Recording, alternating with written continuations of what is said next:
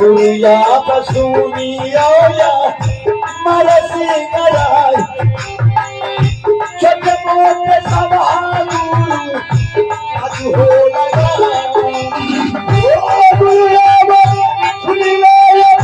मरसी कराय छोटे मोटे सवालू आज हो लगा सरो साथी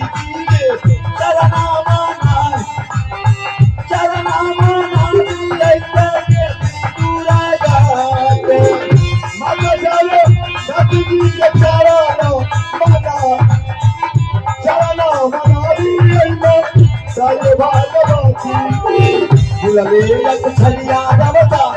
छलिया भाषा चुग चुगा मामा रवता रवता दुनिया ओ गुलाबे छलिया छलिया बचे गुलाबे छलिया बचे हम बचे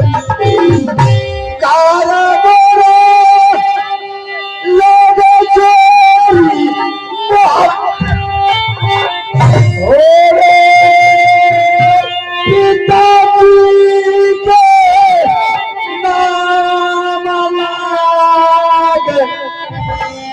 राजा जासन सिंह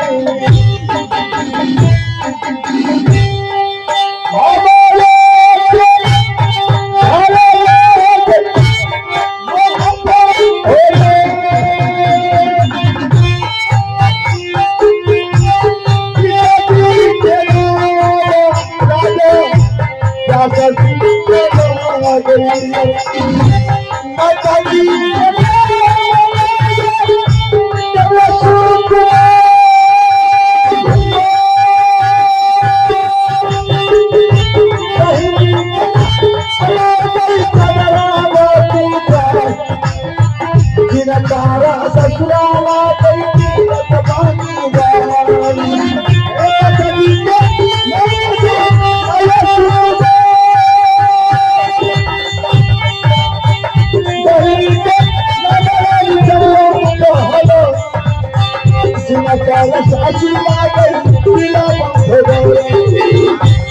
भाया